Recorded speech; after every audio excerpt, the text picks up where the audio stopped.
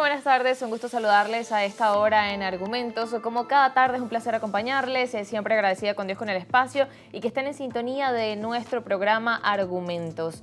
Les recordamos nuestras redes sociales, @argumentosgb y mi cuenta @soriemi, donde pueden contactarnos e interactuar con nosotros durante el programa y con nuestro invitado de esta jornada. Nos acompaña José Ignacio Guarino, quien es especialista en finanzas, licenciado en administración y también máster en el tema de mercadeo y de finanzas. Gracias por acompañarnos en Argumentos. Gracias a ustedes por la invitación. Buenas tardes. Bien, y precisamente para hacer ese análisis del panorama económico, del tema también de finanzas, también desde lo personal y cómo también las medidas en el panorama macro, para hablar un poco de cómo todo el tema de los aranceles, de las medidas de Estados Unidos contra Venezuela, el tema de las licencias petroleras, cómo eso también al final afecta el bolsillo de los venezolanos y también evaluando, bueno, en este panorama donde estamos por cerrar, el mes de abril viene ya 1 de mayo y siempre las expectativas están acerca del salario y que hemos visto que en los últimos años, bueno, no se ha hecho un aumento de salario como tal,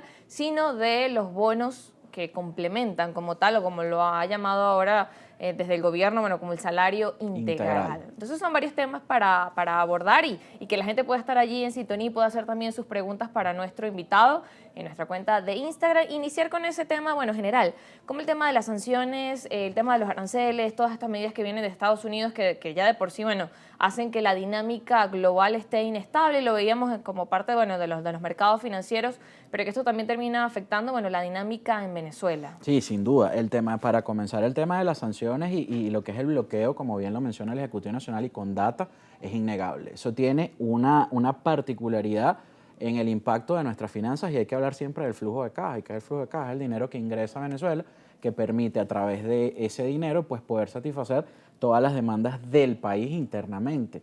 No es un secreto para nadie que a pesar de que se ha tratado de diversificar el modelo económico en Venezuela, la semana pasada hubo un Congreso Mundial de Emprendimiento aquí en Caracas, el emprendimiento ha tomado un rol importante en Venezuela, todo eso es cierto, pero no es menos cierto que todavía por lo menos el 90 y tanto % del PIB de Venezuela, el Producto Interno Bruto, es decir, lo que producimos y lo que entra para Venezuela es producto del petróleo, de lo que es la exploración, la refinación, la comercialización de petróleo.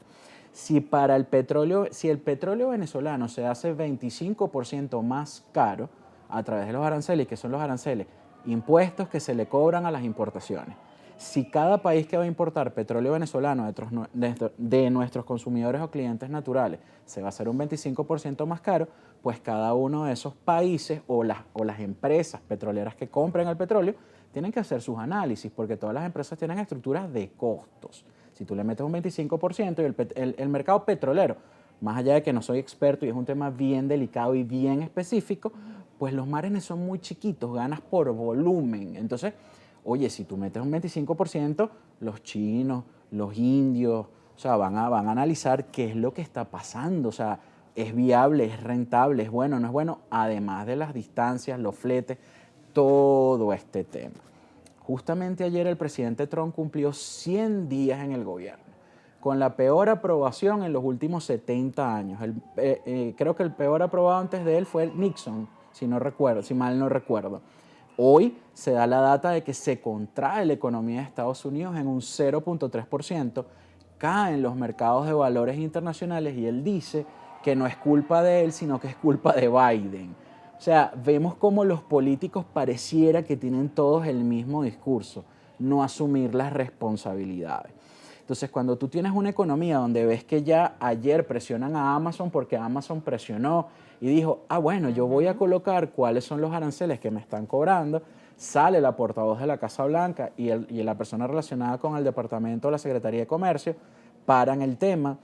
Hoy también sale una noticia de que China, un poco por debajo de la mesa, está dando exenciones a muchos productos para Estados Unidos.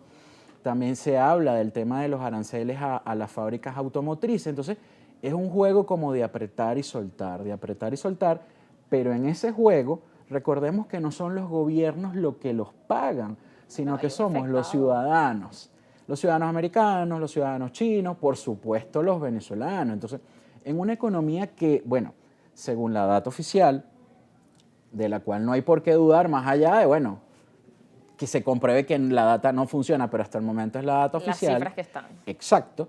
Dicen que 16 trimestres creciendo la economía nacional, lo dijo la señora vicepresidenta el día de ayer, porque la CEPAL y porque algunos otros organismos multilaterales dicen que vamos a decrecer, lo cual es prácticamente previsible y normal por toda la inestabilidad que se está dando. El comercio internacional, las reglas se borraron y hay un nuevo orden que están tratando de construir desde Estados Unidos. Cuando se ve que un presidente dice, yo no solo soy el presidente de los Estados Unidos, yo dirijo el mundo, y lo dijo hace 2 días el señor Donald Trump, textualmente, estoy repitiendo, estoy citando, tú dices, oye, aquí hay un problema grave. Regresando a Venezuela, entonces, ¿qué fenómenos hemos visto en Venezuela desde el 2014 hasta el 2025? Es decir, 11 años, ¿sí? 11 años. Sí, 11 años. Primero escasez, después hiperinflación, inflación, hiperinflación, devaluación, inflación. ¿Cuánto es la inflación acumulada hasta el momento en lo que va de año, según la data oficial y la data extraoficial? Más o menos el 33%, la extraoficial. La interanual, 119%. ¿Esa data es baja comparado a los niveles de inflación que vimos en el pasado? Pues por supuesto. Pero si la vemos comparado con la realidad económica del mundo, es escandalizante. Hoy lo leía y te lo comentaba antes de que entráramos en el programa, cómo ya muchas personas, porque si nos hemos hecho expertos, aunque yo siempre digo, por favor no me digan experto a mí, no soy experto en nada, soy un aprendiz diario, la economía es una ciencia social que depende del comportamiento humano y lo vemos todos los días. El señor Trump habla y todas las teorías económicas se caen. Los mercados financieros es un electrocardiograma. Y con una medida nada más, también cambian todos los panoramas. Todo, y así. Lo vimos cuando le dio la parada o dio 90 días, cómo los mercados tomaron aire y se recuperaron, pero tuvieron unas pérdidas de 4.300 trillones de dólares en 5 días. Y después, al día siguiente, 1.300.000, más o menos, 1.300 trillones, perdón, o algo por el estilo, se recuperaron. Entonces ahí vemos cómo las emociones y las expectativas mueven. Pero veía hoy, mucha gente en redes sociales decía, oye, aunque muchos economistas desde hace muchos años dicen que no hay inflación en dólares porque aquí no tenemos la Reserva Federal de los Estados Unidos, y todos se quedaron en la teoría. Muy bien, la teoría es importantísima, es la clave. ¿Cómo se llama lo que a mí me pasa? Los precios en dólares suben, los precios en bolívares suben, el salario no me alcanza, no solo el salario, los ingresos, porque en Venezuela también es cierto que cuántas personas ganan salario mínimo vital, como lo llaman, o mínimo integral, o como lo quieran llamar, donde lo que no se ha salarizado son los bonos y lo que ha ayudado a muchas personas son los bonos. Se dice, en estos días vi una encuesta, que más del 90% de la población venezolana vive con menos de $300. Y vaya que $300 ganárselo en Venezuela en este momento es bien complejo y es bastante dinero. Pero ¿con qué te alcanzan $300 cuando vemos que la canasta básica, la cesta Petare, todos los indicadores que tú puedas recoger que venían diciendo que había un decrecimiento en tanto y en cuanto en divisas o en bolívares, en este momento todos están aumentando? Y lo que dicen las personas también es cierto. La economía del carrito por puesto, del metro o del supermercado o la bodega. Si yo hace 5 meses llenaba 3 bolsitas cuando iba a comprar, ahora lleno una. Esa es la mejor medida que hay. Entonces ya vamos al corte por la música. Mañana podrían anunciarse el 1 de mayo algunos temas y deberían anunciarse en cuanto a salario, bonificaciones, etcétera. Lo hablamos al venir del corte. Así es, al venir del corte. Pero antes me gustaría que terminaras la idea que decías bueno, que antes hablaban de que no existía la inflación en dólares, pero ahora, entonces, con esto que la gente se pregunta, bueno, ¿qué pasa? Porque los precios en dólares me están aumentando. Tenemos una economía todavía altamente distorsionada y debemos hablar un poco de si es el dólar criminal y todas estas cosas, porque todavía está en la psiquis de muchas personas. Bien, ahora sí nos vamos a la pausa. Al regreso seguimos conversando con José Ignacio Guarino. Ya venimos.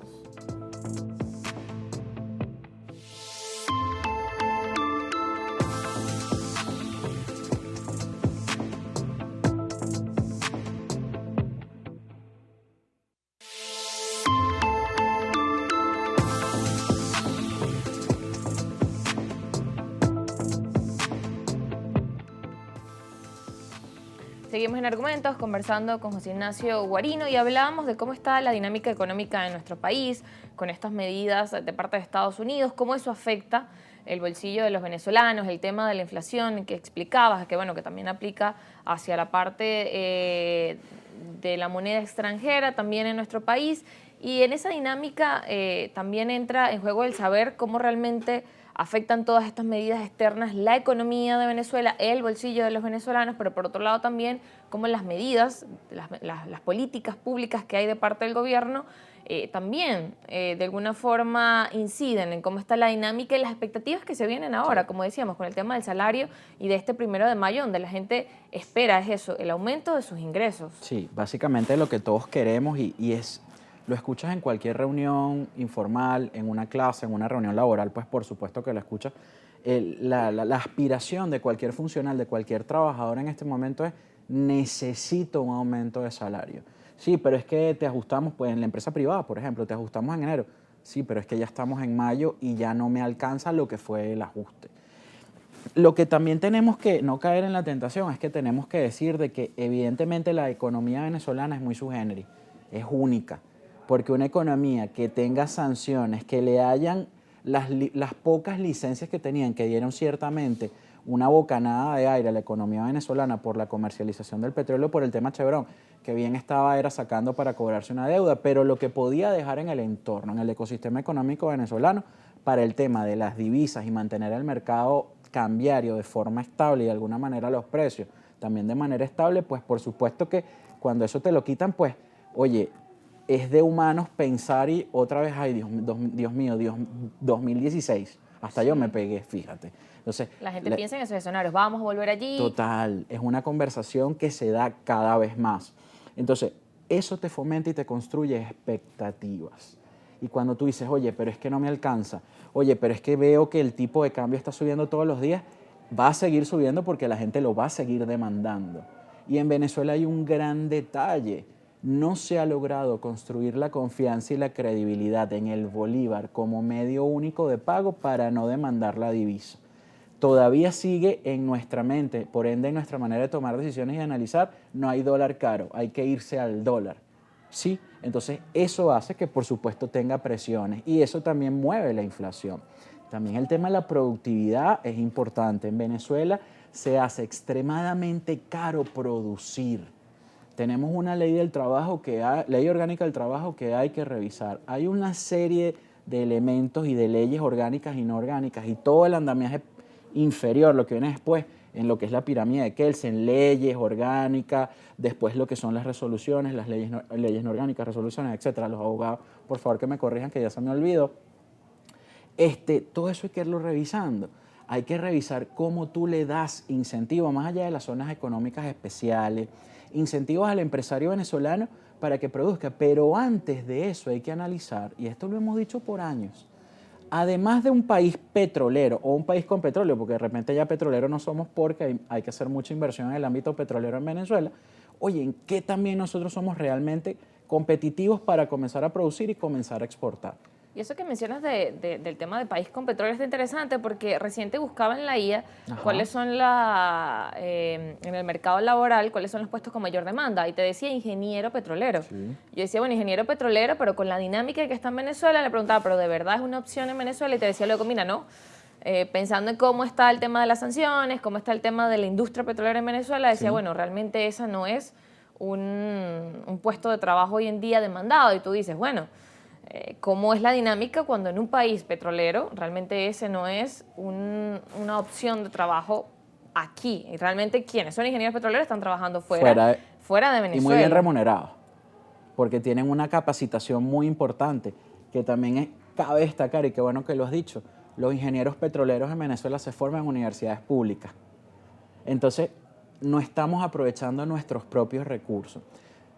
Eso también es importante. La academia está cambiando porque el mundo está cambiando y no te puedes quedar en el claustro. Obviamente nosotros, y seguramente el Ejecutivo Nacional lo tiene o lo viene haciendo o lo va a hacer, tienes que tener una planificación de los profesionales que tú necesitas para hacer crecer el país. Científicos, personal de seguridad, personal médico, personal, bueno, administradores, economistas, etcétera. ¿Cuánto necesitas tú para que el país crezca? Creo que alrededor de 320.000 bachilleres hay al año en Venezuela. Entonces, con base en eso, cómo tú distribuyes, pero cómo tú también le dices hoy a un joven, oye, ve a la universidad, estudia 5 años, bueno, ya la están llevando a 4, o están las carreras técnicas, vital. Aprender un arte o un oficio en Venezuela también, y esto tiene que ver con tema económico y financiero. ¿Cómo tú le dices a alguien, ve a la universidad? Ajá, y mientras tanto, ¿cómo me mantengo?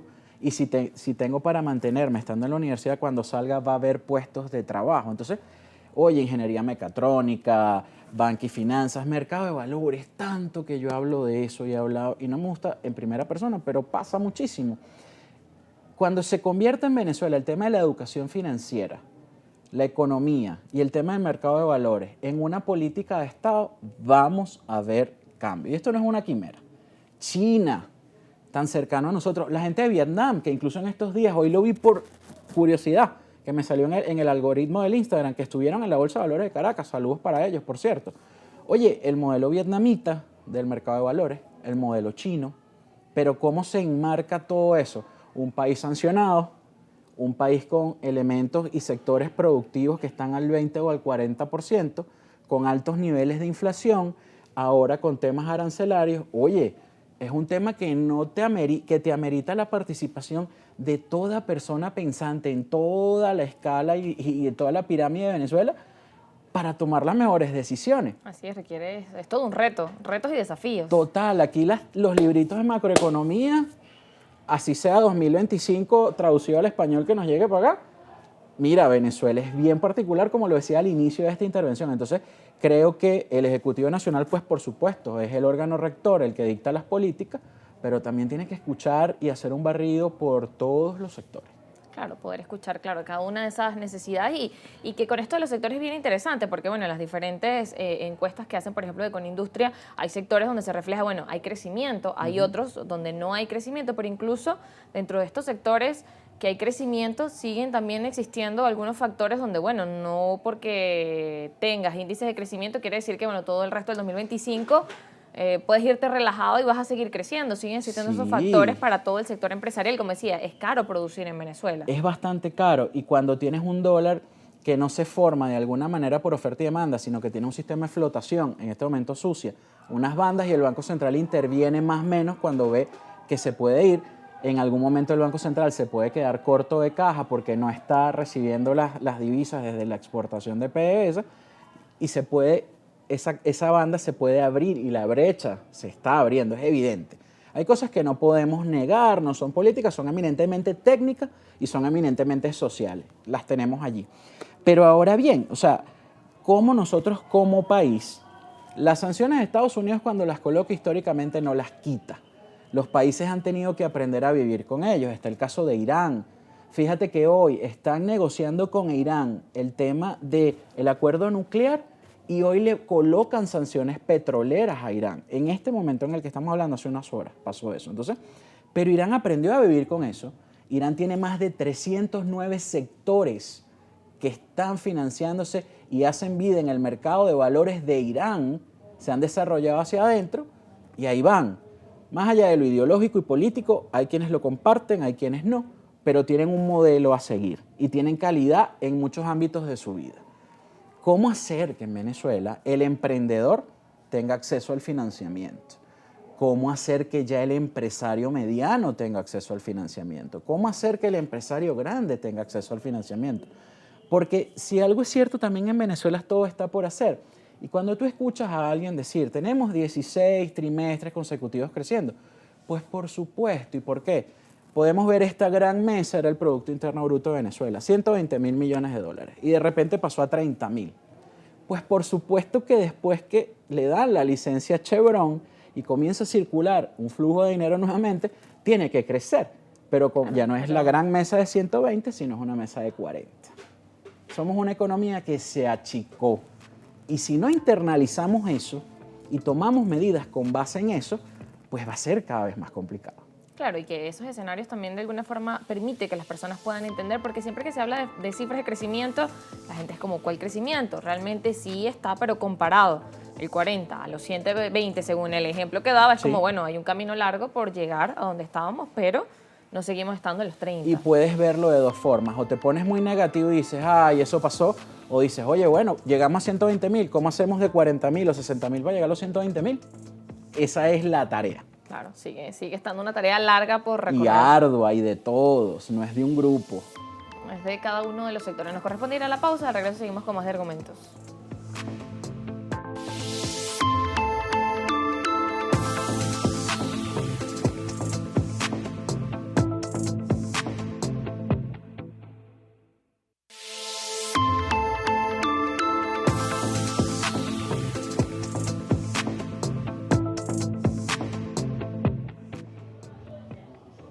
Seguimos en Argumentos conversando con José Ignacio Guarino, analista financiero, y hablando acerca de los sectores productivos en el país, que hablamos, bueno, de los diferentes porcentajes de crecimiento. También hay que evaluar que dentro del país, entre el sector privado, sector público, también hay un sector que está trabajando de forma informal, sí, y que, de acuerdo a las cifras que han investigado diferentes institutos, incluso universidades como el UCAP, representa cerca del 60% de la población, sí, está en ese sector informal, y que muy bien, bueno, tiene que ver relacionado con eso que mencionabas. La gente va también a los emprendimientos, sí, a buscar otras formas de ingreso, y cómo realmente ese 60% también influye en la dinámica económica, porque es un sector que es informal. La informalidad en Venezuela se ha venido multiplicando cada vez más por eso que dice, y por temas tales como también cuando te contratan en para hacer alguna cosa, un oficio, prestar un servicio, pues te dicen, mira, esto es por este tiempo, pero no es salario, y si es salario, pues te pago de esta forma o de la otra, para que no se convierta en salario, y después cuando te vaya a liquidar, si es que entra. O sea, de verdad que es admirable, y no es por defenderlo, pero es que el sector privado es el que genera riqueza.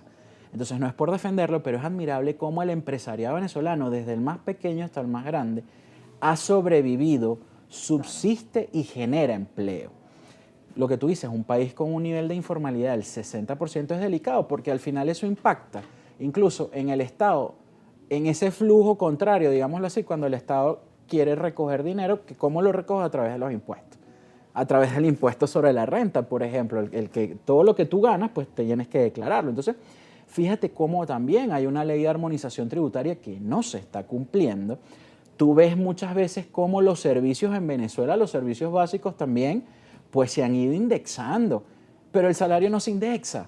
Tuvimos aquel tema del petro, ya sabemos, o sabemos una parte quizás, y hasta ahí queremos quedar, de lo que pasó con el petro, de lo que pasó con la criptoeconomía en Venezuela, pero entonces caemos en lo que tú has escuchado, o lo que puedo escuchar yo, pero ¿en qué invierto en Venezuela? Porque cuando te dicen que hay que invertir, la gente piensa que es que hay que ser rico, y si no me alcanza el salario, ni siquiera para la cesta básica, como este señor que está sentado hoy en Globovisión en Argumento, me va a decir que invierta. Bueno, pero es que tú puedes comprar una acción con menos de $1 bolívar en Venezuela, pero es que no nos transmiten la información. Entonces nos quedamos, tengo que resolver. En el uyuyuy, ay, la cosa está mala, pero tengo que hacer algo. Es tan importante que un trabajador tenga de alguna forma cubiertas sus necesidades básicas, que está comprobado que si esa persona tiene un salario que más o menos lo tiene en estabilidad, su productividad es mayor. Porque si no, imagínate un compañero, un servidor que está manejando un montacarga, que esté preocupado cómo va a comprar las 2 canillas y la lata de atún para llegar a la cena en su casa. Seguramente hay un accidente laboral, y eso está ya documentado, investigado y comprobado. Entonces, ¿qué hacemos en Venezuela? Yo creo que esa es la gran pregunta, porque ya es hasta desgastante todas las conversaciones donde uno cae. Ajá, pero ¿y qué hacemos? Es política y economía, o economía sobre la política, pero el tema está en que las políticas las políticas macroeconómicas las dictan los políticos. Entonces, ¿qué está pasando allí? ¿Qué está pasando con eso de que si mañana 1 de mayo se anuncia un bono o se salarizan los bonos y ahora el salario mínimo no son 130 bolívares, sino que son 500 bolívares? Ojalá. Pero ¿qué va a pasar? Toda la pirámide se desplaza hacia arriba, comienzan a haber presiones sobre los precios. Por eso es que el Ejecutivo Nacional, después de haber tenido una política de incrementos constantes de salario, se dio cuenta que eso no era el camino. Pero entonces, ¿cuál es el camino para Venezuela 2025? ¿Tener 18.000 elecciones, 24.000 personas lanzándose a los cargos o trabajar en la economía? Si bien es cierto que se percibe de alguna forma que hay políticas un poco más ordenadas, que hay una sola cabeza dirigiendo la economía en Venezuela, lo cual es bastante importante porque tiene que haber una planificación, pues también que eso que dicen, el sector farmacéutico creció en tantos por ciento, pero cuando lo ves es que están comprando la marca genérica, que la genérica es más económica por determinadas cosas, o las presentaciones más pequeñas. Entonces, ¿está creciendo en términos reales o en términos nominales? ¿La gente de verdad está comprando más medicina o es que la reposición es más corta porque compro el blister de 14 y no el de 28? Esas cosas hay que explicarlas y los representantes de los gremios tienen que hacerlo, porque si no, el que anda en la camionetica por puesto, que lo están grabando cuando se montan los hermanos Primera, recoge la platica para su video, dicen, yo no siento que la economía esté creciendo porque mi economía está decreciendo. Entonces, mira, yo creo que eso es de vital importancia que se discuta en las universidades, en los colegios, en los gremios, en las comunidades, en las comunas, pues por supuesto que ahora se está trasladando todo hacia el tema comunal, hacia el tema de la democracia participativa, pero que en realidad esa persona que está en la comuna y diga que no le alcanza su salario y es un empleado público y dice, más bien yo me quedo en mi urbanización con mi emprendimiento de tortas porque nada más lo que gano en salario en los carritos que tengo que tomar para llegar a mi trabajo, no voy. Esa dinámica hay que cambiarla en Venezuela. Obviamente es un trabajo de tiempo, es un trabajo de esfuerzo y algo que dijiste también hace un rato que es vital, esto no solo está pasando en Venezuela. Hace 2 días hubo un apagón en España y todo se reseteó.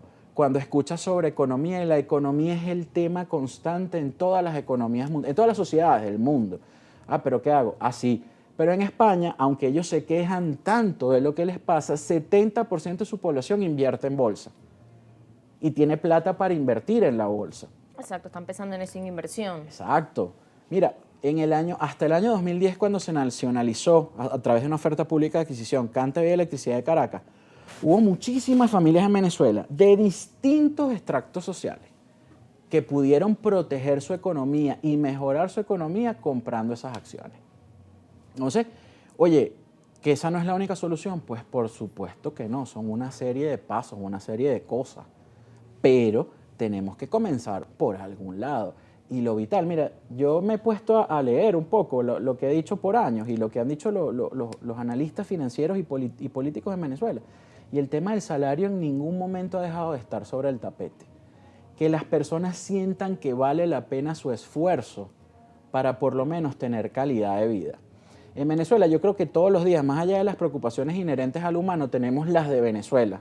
¿Qué? Sí, son particulares. Exacto, si hoy me siento mal, ¿qué voy a comer hoy? ¿Cómo lo voy a comprar? Pueden parecer cosas extremadamente domésticas, pero a todo ciudadano le preocupan. Y ves en reuniones empresariales, incluso directivas, que cuando tocas el tema salarial se disparan una serie de procesos importantísimos. No, es que yo no rindo porque no me están pagando. O que tal empresa me quiere capturar o reclutar pagándome tanto y dándome este beneficio. O sea, es un movimiento. También hay que sincerar el mercado laboral en Venezuela como está. Eso es importante. Muy importante. Además también de evaluar el tema de, bueno, cuánto gana, por ejemplo, o cómo van los montos de ganancia, por ejemplo, dentro del sector privado y, bueno, en comparación, por ejemplo, con la parte del sector público y también esas propuestas, por ejemplo, ahora que están esas expectativas de aumento, por ejemplo, de la Asociación de Profesores de la Universidad Central de Venezuela, decían una propuesta y decían, bueno, es posible un aumento, por ejemplo, de $200 y decían, bueno, esto lo hacemos evaluando los indicadores económicos que el mismo gobierno ha publicado y decían, bueno, es factible. Realmente cuando, bueno, en sincerar ese mercado laboral, cuando hablamos, por ejemplo, de estas propuestas que aplican para el sector público, ¿es posible, por ejemplo, alguna de esas propuestas? Mira, yo he escuchado tantos números y por supuesto que los profesores tienen un peso vital e importante en lo que dicen y seguramente corrieron algunos modelos o varios. El tema está en cuánto es la caja del Ejecutivo Nacional.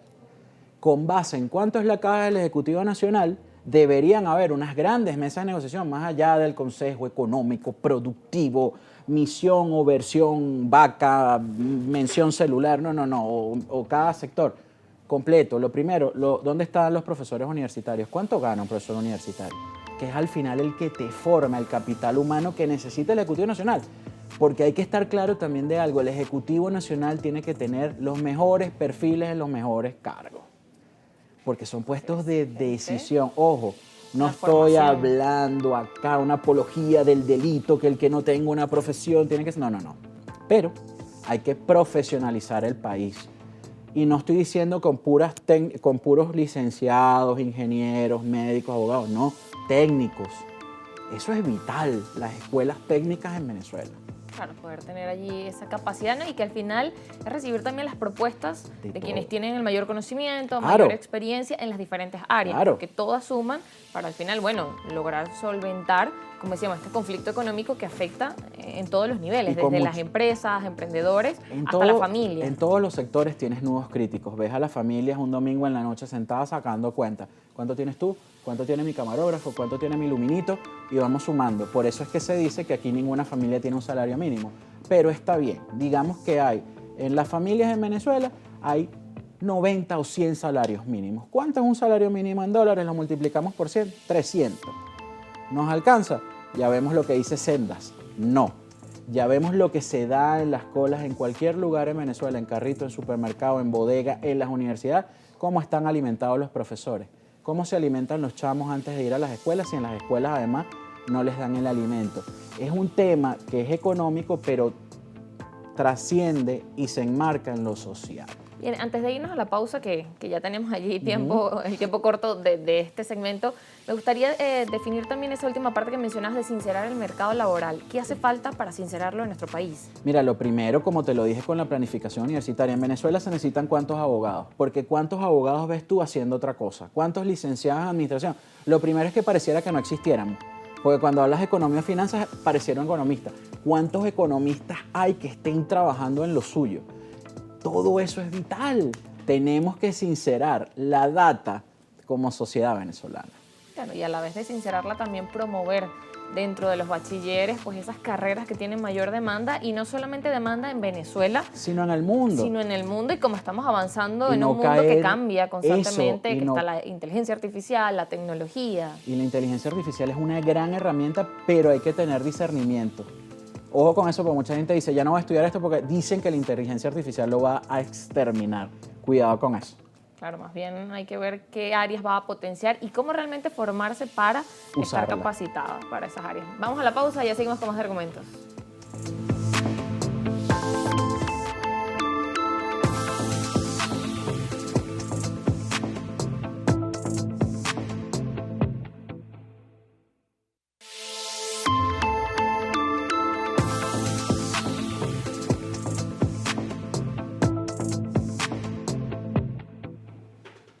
Gracias por seguir en sintonía de Argumentos, y a esta hora vamos a revisar el reporte de nuestra compañera Milady Travieso, quien nos habla acerca de cuán importante es la educación financiera, en particular en el contexto venezolano. Adelante, Milady. Un gusto saludarte, Sorienmi, y a todos los que nos sintonizan a esta hora en Argumentos. Y efectivamente, las perspectivas económicas para este año 2025 son mixtas. Algunos sectores mostrando recuperación y otros enfrentando desafíos, por lo que el asesor financiero Rafael Ávila recomendó que es clave tener un nivel básico financiero y elaborar estrategias eficientes en este contexto económico venezolano. Veamos más detalles. Responsablemente, cuando los entornos son complejos y complicados como, digamos, este año se piensa y se prevé, hay que ser más responsable entonces en el tema de las finanzas personales. O sea, la respuesta no puede ser, bueno, hago nada, o como el avestruz, ¿no?, que escondo la cabeza en el piso, sino más bien ser más responsable, más disciplinado, tener más planificación financiera. Entonces hay que presupuestarse, hay que ponerse metas de ahorro e inversión, porque aquí hay otro gran tema, que es que hay que hacerlo porque no hay manera de ganarle alcanzar las metas o ganarle a la inflación que no sea invirtiendo. O sea, solamente ahorrando no le vas a poder ganar a la inflación, y por supuesto menos alcanzar tus metas personales o familiares porque se te alejan, ¿no? Ahora sí es posible, porque de verdad que hay alternativas para todo bolsillo. La bolsa de valores es un mecanismo más para poder invertir, y además ahí, digamos, los niveles de inversión son sumamente asequibles, logrables. La verdad que eso es un tabú hoy en día, que el mercado de capitales es para gente con mucho dinero o muy sofisticada. La verdad que hoy en día, con la tecnología, con todo esto se ha acercado digamos, al alcance de la mano. Tú desde un teléfono puedes invertir hoy en día. Las inversiones son desde montos muy bajos, es decir, que ya eso es un prurito o un paradigma ya pasado, que esto es para gente con dinero, no, para todo bolsillo. Y luego tampoco hay que ser sofisticado. Hoy en día tú tienes alternativas de educación también muy sencillas. Es decir, las inversiones hay que entenderlas. Aquí nosotros no creemos en que el riesgo esté en la inversión, sino que primero el riesgo es en la desinformación o en la poca formación que uno tiene o cultura sobre estos temas. Por eso que es importante, por supuesto, siempre educarse, formarse, porque eso te va a ayudar a entender con qué inversiones estás interactuando. Digamos, en los mercados de capitales típicamente hay dos grandes tipos o dos grandes familias de inversiones, ¿no? Están los instrumentos de renta variable y los de renta fija. Renta variable son acciones. Entonces hay que entender con qué estás interactuando, cómo se comportan, ¿no?, qué esperar de ellas. Y además ahí lo que uno siempre aconseja es invierta un dinero por el que tú puedas esperar. O sea, nadie digamos, sugeriría invertir un dinero que tú necesitas mañana mismo para algo, para un gasto fundamental. Por eso es que es importante el presupuesto, saber, digamos, con qué realmente cuentas. A lo mejor necesitas otra fuente de ingreso para poder tener un excedente e invertir el excedente, es decir, un dinero que tú puedas esperar. Ahora, la tarea empieza por ordenar tus cuentas, saber en qué gastas, priorizar los gastos, hacer un presupuesto, ver otras fuentes de ingreso, hasta generar el excedente que tú puedas ahorrar y luego invertir. Para Ávila, la educación financiera es una herramienta fundamental para tomar decisiones responsables en cuanto a la gestión del dinero y que éste te ayude a alcanzar los objetivos económicos establecidos. Con este aporte informativo regresamos el contacto contigo al estudio, Sori. Gracias, Amile, por ese reporte. Veíamos allí parte de esas recomendaciones que nos daba Rafael Ávila y que, bueno, me gustaría también contrastar con lo que podías comentarnos.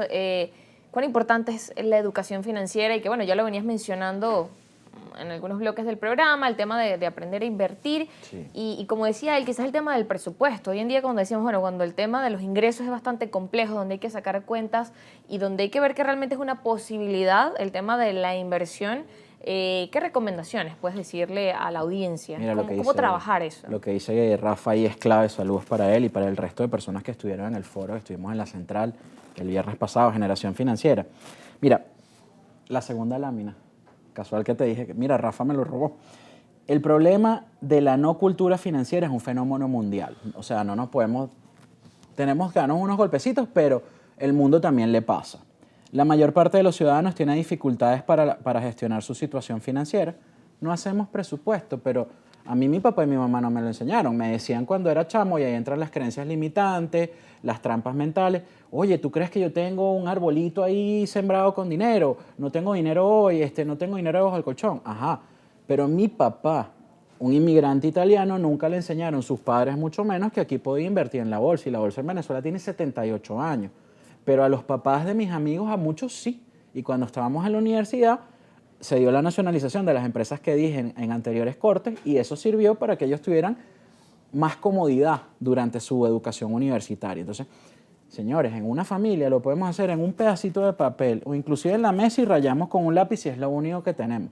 Porque eso es una realidad, que hay personas que no tienen ni siquiera para un lápiz y hay que hablar de esto de manera descarnada. En la mesita agarramos, bueno, mira, tú ganas tanto, yo gano tanto, mi compañero que está detrás de la cámara gana tanto y somos 4. Ganamos 400, ajá, y estamos ganando 500. Oye, no podemos invertir porque tenemos un déficit de 100, de algún lado están saliendo. O tenemos un emprendimiento, o nos prestaron el dinero, pero ya sabemos que tenemos 100 menos y tenemos que construir por lo menos 100. Ah, pero si tenemos inflación, devaluación, el mes que viene, cuando nos llegue otra vez la vuelta, puede ser 30% más. Así comenzamos a ver nuestra realidad. Una cosa muy importante, libros de educación financiera, de cultura financiera, de finanzas personales, hay miles. Pero hay que entender y tener la capacidad de discernimiento, es decir, de pensar y analizar que Venezuela es distinta.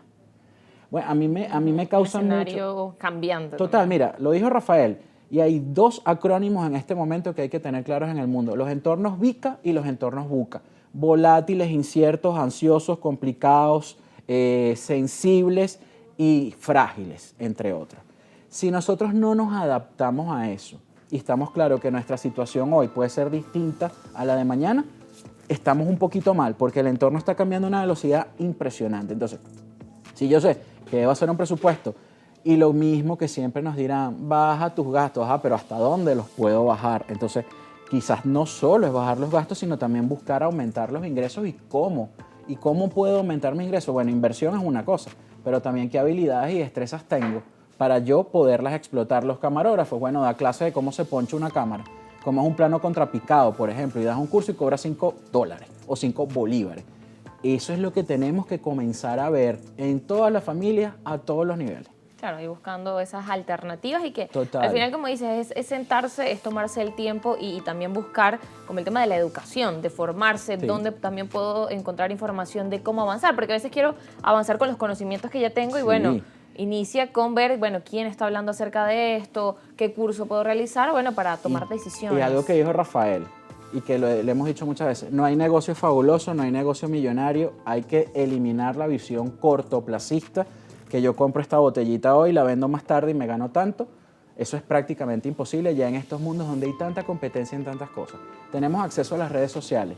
hagamos buen uso de ellas, sepamos discriminar la información que vemos. Chévere, ve chismes, ve política, etcétera, pero a través de esto, en Instagram, en TikTok, hay cuentas de manera seria que te hablan de cómo empezar a comprender tu finanza. Y para comprender tus finanzas tienes que comprender cómo piensas, cómo sientes. Hay un modelo que se llama Martat, miedo, ansiedad, deseo, tristeza, y se me escapan las últimas dos para no quitarle más tiempo al programa.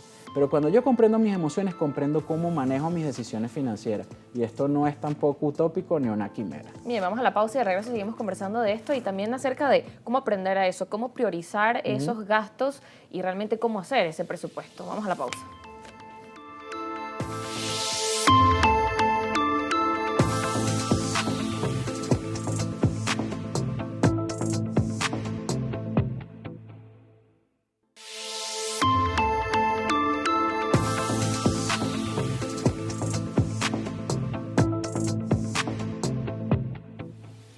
Seguimos en Argumentos y conversando acerca de la educación financiera. Nuestra compañera Milady Travieso tiene otro reporte para nosotros para hablarnos acerca de la importancia de tomar esas decisiones eficientes en cuanto a las finanzas personales. Adelante, Milady. Gracias por este nuevo contacto, Sorienmi, y aprender en este contexto que atraviesa el país sobre educación financiera es clave para tomar decisiones adecuadas en cuanto a la inversión y financiamiento. Por eso conversamos con jóvenes especialistas en el tema y nos ofrecen algunas estrategias claves para gestionar adecuadamente el dinero. Veamos más detalles. Muy bien, lo más importante es entender que a pesar de que hay cosas que han cambiado, hay dentro del mundo financiero hay elementos que se han mantenido, como por ejemplo, cuánto ha rendido el dinero, eso es algo que tradicionalmente se sigue manteniendo, el funcionamiento de un negocio, y si queremos hablar de finanzas personales, lo clave y lo trascendental es que a lo largo de los tiempos la herramienta es presupuesto. Elementos clave, entender primero que los precios cambian todos los días, que nos obliga entonces a una planificación financiera. Elemento clave importante es que las finanzas van más allá de un tema de ganar más, sino aprender a gastar, porque el dinero nunca va a sobrar y por tanto hay que empezar a priorizar, qué estoy gastando, en cómo estoy usando mi dinero y hacia dónde me está llevando el uso del dinero hoy y dónde me va a llevar el uso del dinero en este momento al futuro. El error más grande en el mundo de las finanzas e inversiones es pretender que la riqueza se logra de la noche a la mañana. El reto está en entender que la disciplina financiera es tu mejor amigo y que la riqueza, la planificación, una meta conlleva tiempo, porque al final es un tema de tiempo y esfuerzo. Bueno, en Sin Corbatas hemos visto un grupo de personas que estamos relacionadas al área de las finanzas corporativas principalmente, pero que decidimos saltar de las finanzas corporativas a las finanzas personales para hacer lo necesario, lo que toda familia tiene que entender, hacerlo sin tanto tecnicismo. Esa es la clave principal de Sin Corbatas. Mira, los estudiantes tienen una gran necesidad sobre entender sobre cómo funciona su dinero, porque debe dejar de ser algo que solamente se estudia en carreras como economía o administración para pasar a ser educación que deben todos entenderlo. En ese sentido, el estudiante debe saber cómo administrar su dinero antes de salir de la carrera, porque una vez que obtenga su salario o sus fuentes de ingresos, si no sabe administrar, no es un buen profesional una vez licenciado en cualquier carrera que ofrezca cualquier universidad. Mira, debemos aprender a, por ejemplo, si tomamos en cuenta el estudiante universitario, que es mi caso, tenemos dos limitaciones. La primera es nuestro tiempo, porque tenemos que tomar en cuenta nuestra carrera. Y en segunda, las limitaciones que poseemos en nuestro día a día. En ese sentido, debes aprender que por la menor cantidad de tiempo obtengas la mayor cantidad de ingresos. Y eso mayormente son fuentes pasivas, porque muy pocos estudiantes en este tiempo se dedican solamente a estudiar. Dinámicas propiamente del entrevistado, mi persona estudia y trabaja al mismo tiempo y trata de hacer eso lo mayor posible. Y trabajo sobre todo que sean independientes y que generen emprendimiento y motor económico hacia el país. Yo soy un aprendiz diario, no me considero el mayor experto en cualquier área, sino una persona que aprende cada día. Y no hay excusas. Considero que cualquier tipo de persona con un teléfono celular o con el internet puede aprender donde sea, como sea y cuando sea, no es una limitante. Asimismo, algunas de las sugerencias claves que destacan es el presupuesto, la planificación y dominar efectivamente el consumo y el ahorro. Con este aporte informativo regresamos nuevamente el contacto contigo al estudio, Sorienmi. Gracias, milady. Seguimos en la entrevista ya en la última parte, José Ignacio Guarino, ya con esas recomendaciones finales para la audiencia y, como decías, seguir siendo consciente de la importancia de planificarse, de la importancia de priorizar el tema de los gastos, entendiendo que estamos en un contexto difícil, pero que es posible y que realmente ha requerido de quizás un nivel de inteligencia, de preparación mayor en todos los venezolanos, en todos los ámbitos, como decíamos, desde las empresas hasta las familias. Todos hemos tenido que ser longánimes. Esto es una terminología bíblica, más allá de la resiliencia. Ángel, me robaste la terminología de aprendiz diario, ¿viste? Pero te la regalo. Pero sí, convertirnos todos en unos aprendices diarios. No dar por sentado absolutamente nada. Fíjate, China acaba de revelar que ya tiene la primera red 10G en Internet, que bajas en segundos una película. Si yo me quedo pensando como pensaba hace 5 años, si yo soy tan irresponsable que no revisaba mi portafolio de inversión y no me di cuenta que mi portafolio de inversión está rindiendo más de 300%, porque lo dejé correr, la responsabilidad es mía. No es la responsabilidad única y exclusivamente del Estado. El Estado tiene la suya, la macroeconomía, pero yo en la micro tengo que ver cómo le saco el mayor provecho a lo que sé y a lo que saben mis pares. Lo que has dicho a los empresarios en Venezuela comprendieron el término competencia más allá de la competencia.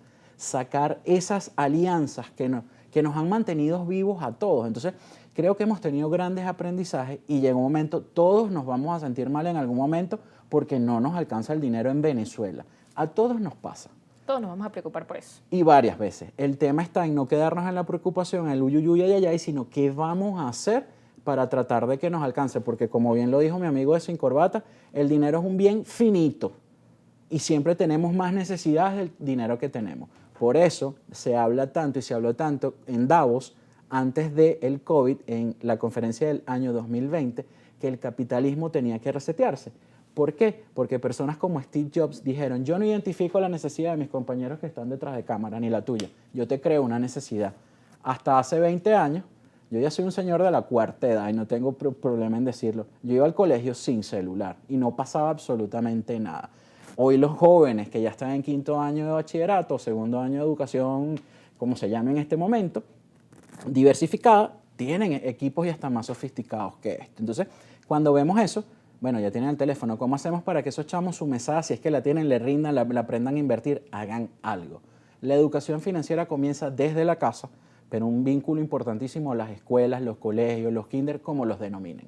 La educación financiera transforma las sociedades, tanto así que ayer el Ministerio de Exteriores de Italia y el Banco de Italia comenzaron a trabajar y a difundir esta información para todos los italianos fuera de Italia.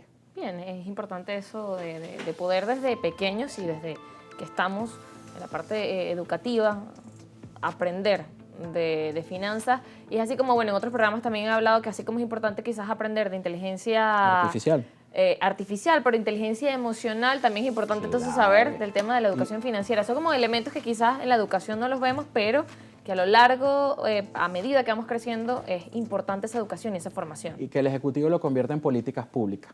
Eso lo hace que pueda tener un hilo conductor. Eso es importante. ¿Tus redes sociales donde la gente puede contactarte? Mira, donde soy más activo es @José Ignacio Guarino Martínez en Instagram. Por allí todavía no uso TikTok, me marea. Soy un señor de la cuarta edad, pero a través del Instagram interactúo bastante. Bien, gracias por acompañarnos en este programa. Y allí tienen las redes sociales para que puedan buscarlo, porque siempre hay dudas sobre el tema financiero y que puedan tener también esa herramienta para buscar espacios donde formarse, especialistas que conozcan. Así que, José Ignacio Guarino, gracias por acompañarnos en Argumentos. A ustedes, gracias por estar en sintonía de nuestro espacio. Recuerde que este programa está en reposición a las 11 de la noche y que también lo subimos a nuestro canal de YouTube, @Argumentos. Con esto nos despedimos. Feliz tarde.